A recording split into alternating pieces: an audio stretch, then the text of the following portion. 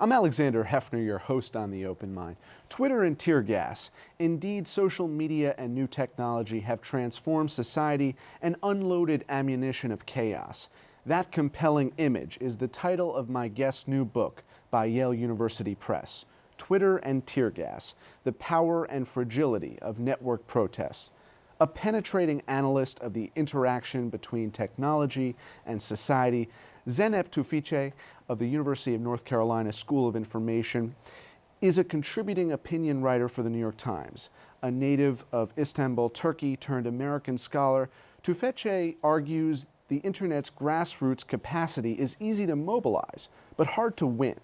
Having witnessed firsthand a cycle of digitally catalyzed political protest, resistance, even rebellion, she'll assess with us today their effectiveness and viability in the future. And I urge you to read her Twitter and Tear Gas, as well as New York Times columns this year. Mark Zuckerberg is in denial. The world is getting hacked. What do we do to stop it? WikiLeaks isn't whistleblowing. The election won't be rigged, but it could be hacked. All essential reading. And I want to congratulate you on this book, Zeynep. Thank you for being here. Thank you for inviting me.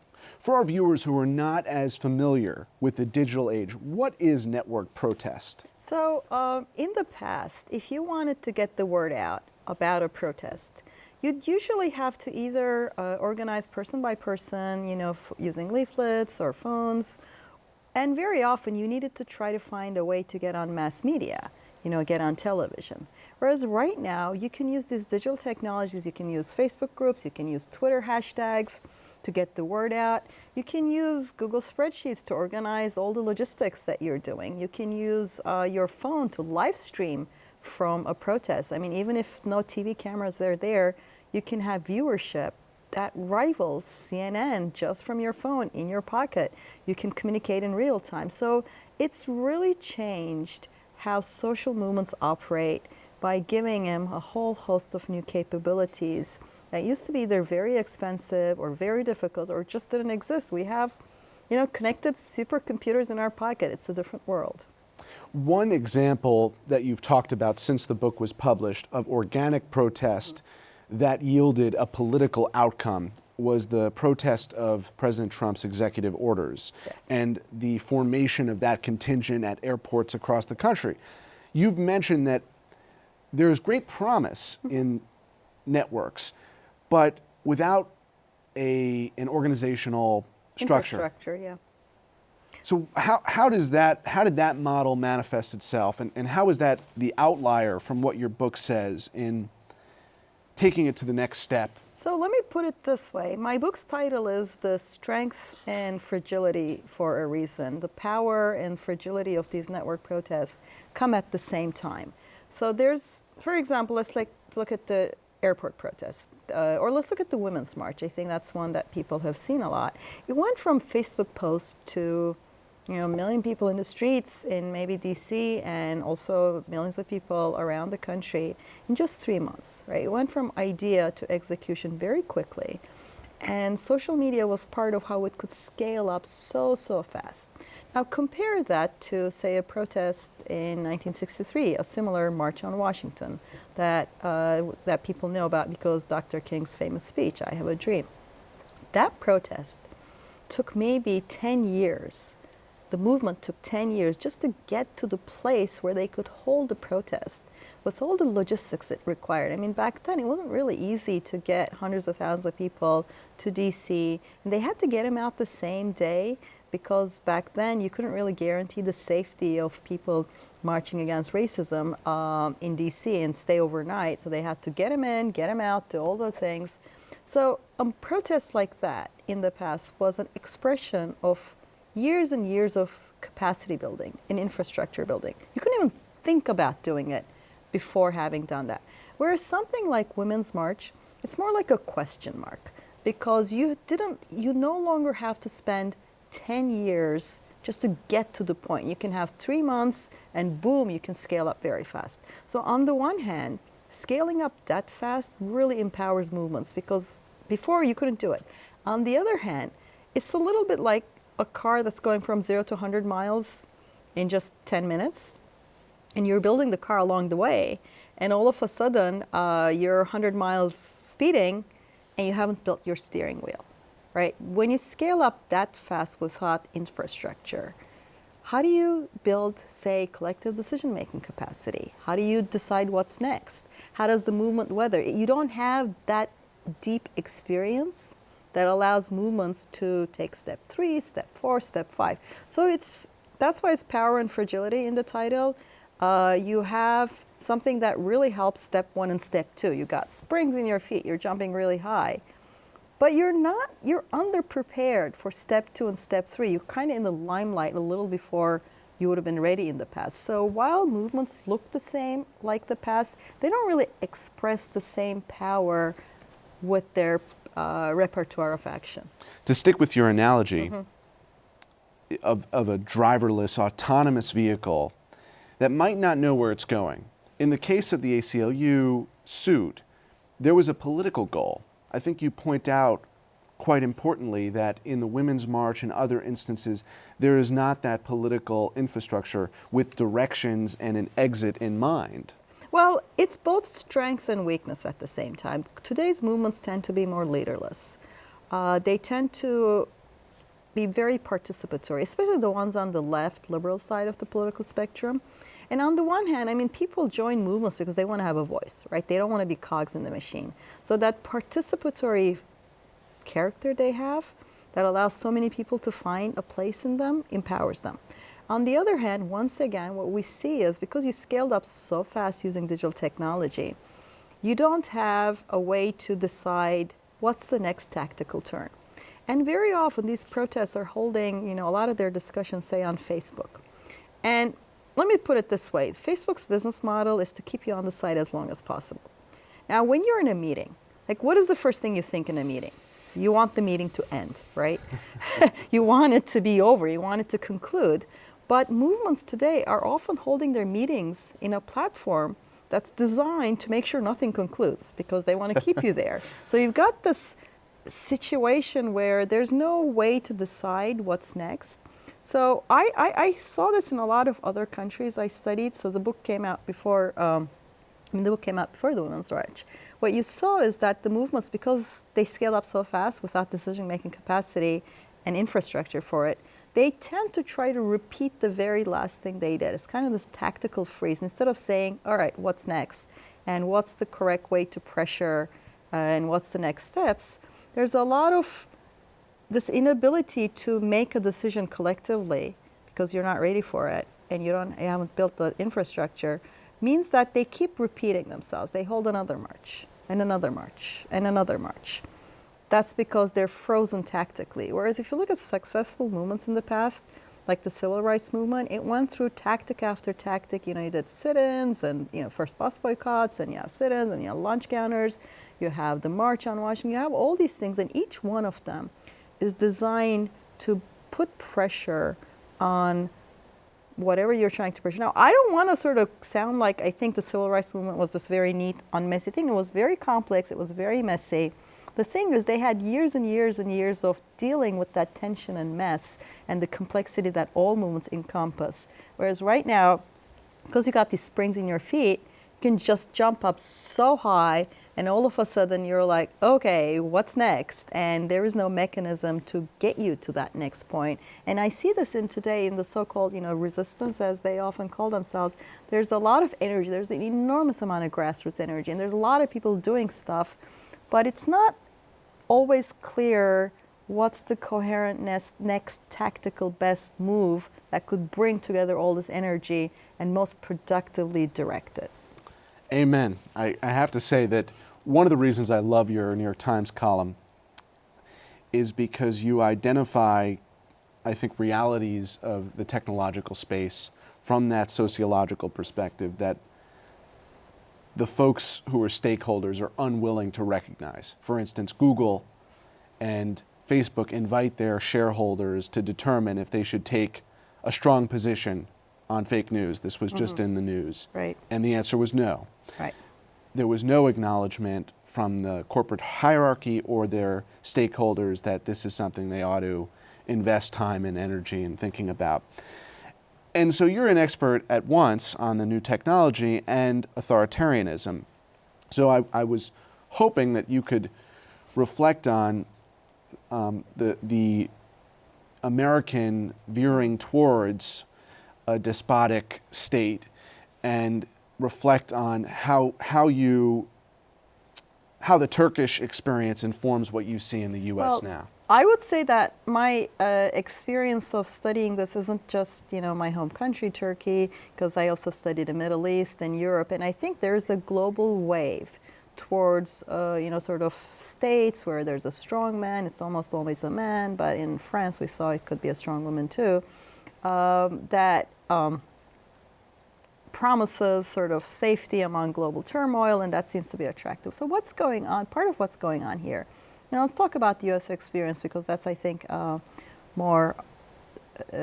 talk about the U.S. experience because that's easier to understand. One of the things that a social movement for positive change has to do is convince people to do something, right? You're trying to affirmatively convince people. Whereas an authoritarian government or an authoritarian movement only has to paralyze people and confuse people to stop them from acting. So this is where fake news and misinformation online comes into play. Currently, the business model of Facebook is to keep you there as long as possible. Google, keep you there as long as possible because they're ad-driven. They're selling your eyeballs to advertisers. So that means that they only want to engage you. They put some controls finally after all the brouhaha, but this has been going on for years, and they had been warned about this for years.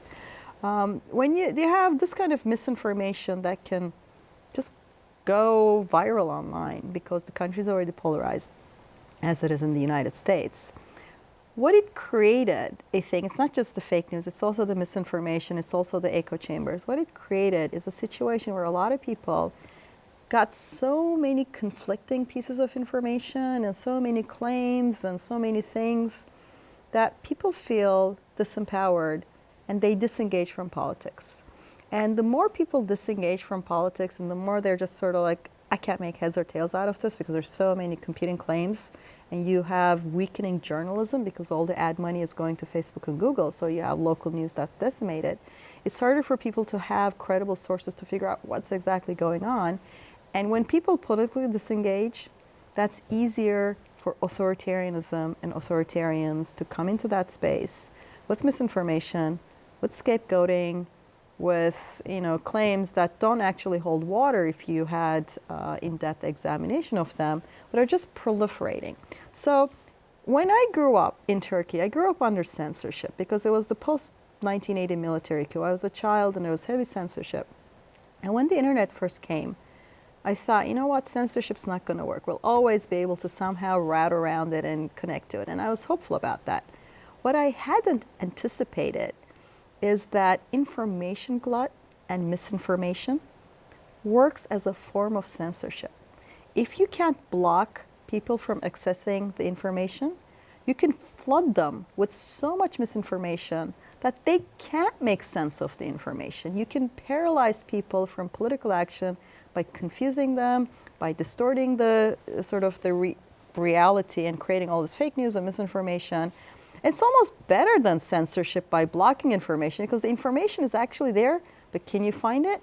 In this glut, you can't find it. So that, I think, and that's sort of the last, it's the penultimate chapter in my book, is that authoritarians and governments have figured out how to use misinformation and fake news and all the other things that we've seen in the US too, but we see it at a lot of places around the world, to create a public sphere that's not healthy and that is not really very compatible with a healthy liberal democracy.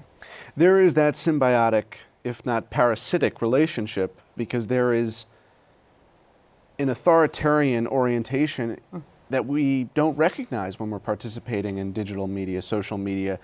I like to say it's kind of a faux libertarianism in the sense that what you're being fed is not your choice. It comes down to fundamentally media literacy, does it not? And a decision that a citizen is going to make, that they're not going to get their news from just an ad hoc sampling of what their friends may post on Facebook or Twitter. And it's not even an ad hoc sampling. What a lot of people don't realize is that, for example, Facebook organizes your social media feed and it chooses what to show you and what to hide. It ranks it, and it's got algorithms that are predicting what will make you stay on the site. That's all they care about. And right? that's why it's really not libertarian. It's No, not it's free not. thought. It's not. It's a corporate authoritarianism. It's a corporate form of trying to keep you there, and they don't even tell you that, look, we're not showing you everything, we're just ranking you. Now, obviously, they can't show you everything. There has to be a way to pick, because there's too much. But they make the process of how they pick, they hide it, they don't tell you, they don't give you control over it. They're like, here you go. And most people don't even know that they're picking. So if you want to keep people on the site, from my observations over the years, I think it promotes two kinds of dates, news. One of them is the cute, cuddly stuff, the things that make us feel good. So that's why your Facebook is full of baby pictures, engagement news, all those things that sort of make us feel good, and we click on like, you get more of it. The other thing that I see online a lot is that if there's a quarrel, an argument, a dispute, it grabs our attention. I mean, it's like rubbernecking a car wreck, right? You kind of are like, oh, what's going on there? So it also promotes that. So it also promotes echo chambers because we feel more comfortable. But it also promotes things that push you a little to the edge of wherever you are, because that can also be engaging. So none of these, I mean, everything that they do is optimized towards keeping you on the site. And I liken this to, say, I mean, obviously people have an appetite for this stuff. I liken this to the way we have a sweet tooth. Like humans crave sugar and salt. And that's a perfectly reasonable thing because we evolved under scarcity of sugar and salt. So if your ancestors didn't like sugar and salt, they weren't doing very well. It's good that whenever they could rarely find it, they ate it up. But now you're in a sugar and salt overload. And you've got a company like Facebook whose business model is people have a weakness for sugar and they have a weakness for salt. So let's serve them sugar, salt for breakfast, lunch, and dinner. And when people do eat it, because there is already demand for it, you just throw up your hands and say, oh, you know what? That's what people want. Well, you're designing their choice architecture to their most vulnerable thing that is a very instant thing. You're just sort of like what people want right at that moment to click. And the real consideration is, well, maybe ask me what I want, right? What I want when I wake up in the morning, when I wake up, when I have time to reflect, and when I say, I don't want just sugar and salt for breakfast, lunch, and dinner. Here are the choices I would like to make. Do not just constantly tempt me with things that aren't necessarily good for me. And the same thing with news and the same thing with public sphere. If it were healthier, there'd be a way of, instead of just trying to tempt people instantaneously to click, click, click, and to stay on site, we would ask people, what do you think is a healthy diet for you? What do you think is a healthy information diet for you? And I would say, personally, show me some views I disagree with. Show me credible news. Show me updates from friends that may or may not be in my same political view. And this goes across the political spectrum. For example, before the election, I did not see a single status update, as far as I could tell, from any of my Facebook friends that were sympathetic or supporting of Trump. I had some. I mean, obviously, I'm a college professor in a liberal town, so more of my friends are in the Democratic Party side of the aisle. But I had friends over the years, some from high school, middle school, some from elsewhere. And I actually would have liked to have seen some of what they were saying. I would have liked to have seen more of, say, credible news. I would like to have seen more of different points of view. I don't mean just show me everything, but I have no choice. When I go online, Facebook's like, I think this is what's going to keep you on the site. Let me give you more of what I think will engage you. And I don't think that's very healthy for our public sphere. I can hear our mutual friend, Astra Taylor, who talks about the spinach of our cultural diet. Yeah. But fundamentally, I wanted to get at this question in the American context now. It is pretty clear that not a sufficient number of Americans are concerned with the theft of information online. This goes beyond privacy concerns. They're not concerned with what have been digital Watergates for the last 4 years, courtesy of WikiLeaks. So what I want to say is that, whistleblowing is a time-honored tradition. It's an important tradition, and I support it, right? You have a history of whistleblowers. But what we've seen in the past election cycle, I argued, wasn't whistleblowing, because what you saw was the Democratic Party infrastructure up and down the ballot. It wasn't just the DNC, it wasn't just Hillary Clinton's campaign manager. Even local races, the Democratic candidates were hacked, their information stolen. And for example, if they spent a lot of money conducting polls and sort of doing strategy, the information was handed over to their opponents. This is political sabotage. I mean, it's not whistleblowing to steal people's internal polls that they paid a lot of money to and to steal their strategy documents and unilaterally give it to the other political side in the hopes of sabotaging them. So, but I'm saying that there's a difference in mindset. You go back and watch All the President's Men or read the transcripts of Republican press conferences and the RNC's initial reaction to what they called a disgraceful or despicable act. And yet in this country, we had a president who said, Russia, find those 30,000 emails. So it is part what you're describing. The popular culture has hijacked this, and hopefully we can rescue back certain democratic norms that are not guaranteed anymore in this country. But it's also the reality. These are digital Watergates. Right. So the thing is, I think stealing information and just sort of dumping it all online like that is not, as I said, I don't think it's whistleblowing, and I don't think it's healthy. What are some corrective measures, if any, And I think I have to say, the social media side was very important because there was a lot of things that went viral. That was misinformation based on WikiLeaks hacks. But our mass media too, I think failed, absolutely failed, because 100%. they took this stuff and they just couldn't keep their eyes off it. There was a lot of, if there's a public interest news story in it, I don't mind the public interest news story. If there's some wrongdoing, criminal acts, corruption, by all means. But they got obsessed with the gossipy side that was exposed, right? Because whenever you have a campaign's email, they're going to be talking about reporters. And I watched as reporters were constantly Googling themselves on the site and saying, did they mention me? And they were talking about it. And I saw, for example, Washington Post front page had a story in October of 2016. We're talking like a month before a crucial election. And their front page was, about a year and a half ago, according to WikiLeaks stolen emails, some Huffington Post blogger had emailed John Podesta something about Bernie Sanders. There was literally no news value to it. It wasn't relevant to the thing. It wasn't even something the Clinton campaign did. Somebody had emailed it to them. But because it was gossipy and it fed the Sanders-Clinton thing that got clicks, they were discussing that a month before the election. And I don't mean to say, why didn't they go light on Hillary Clinton? They should have been tough on her, but in ways that were credible and fair. And they should have been tough on candidate Trump. So instead of covering gossip from stolen documents, they should have covered, say, the conflict of interest, according to the business versus the presidency. In fact, I did a cursory search of all media before the election for, say, New York Times, Washington Post, and Politico. And they had enormous coverage on emails and WikiLeaks.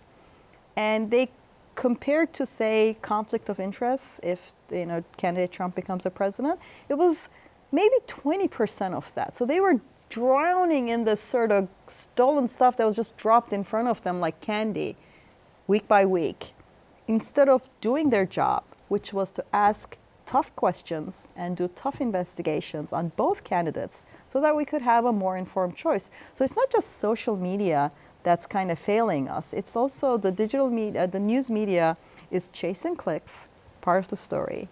And also 90% of ad money goes now to Facebook and Google, which means that local news is decimated. So you have a lot of local corruption that's no longer being covered. So we're kind of drowning in information. If you have all the time in the world to seek it out, it's kind of there. But we're really missing credible gatekeepers that can help us make sense of it. We're missing local newspapers that can, chase it. And meanwhile, I think there's a lot of things to be worried about. In the minute we have remaining, where is there hope? Where is there hope here? Where is there hope in more? Oh, there's a lot of hope. despotic regimes where there's real censorship. It's, you know, it's not misinformation guided censorship. It's there's no Wikipedia, there's no encyclopedia. Turkey, Egypt. What I would say is that there's a lot of hope because the same technologies that bring all these complications also allow us to connect to one another.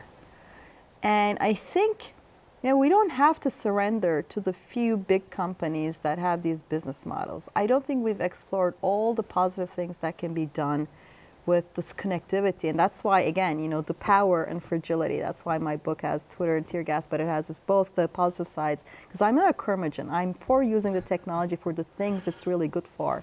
And I think we should bring real public pressure and political pressure on the big platforms like Facebook and Google, because you're part of the public sphere now. And you know, you're almost $500 billion in market cap. You can do better. We should hold them to higher standards the way we hold media to higher standards. We try at least. We should hold ourselves to higher standards. We should fund and develop new tools to help us make sense of it. We should find new business models to support real journalism.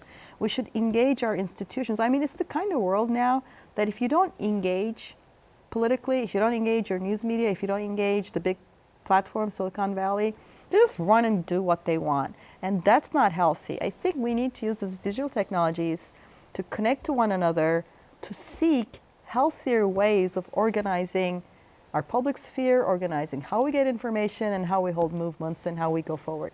Well, whether it's your New York Times column, Zeynep, or Twitter and tear gas, you're importing those values to your Twitter handle and your Facebook presence. That's so important. Thank you so much. Thank you for the kind words. Thank you. And thanks to you in the audience. I hope you join us again next time for a thoughtful excursion into the world of ideas. Until then, keep an open mind. Please visit the Open Mind website at 13.org/openmind to view this program online or to access over 1,500 other interviews. And do check us out on Twitter and Facebook at Open Mind TV for updates on future programming.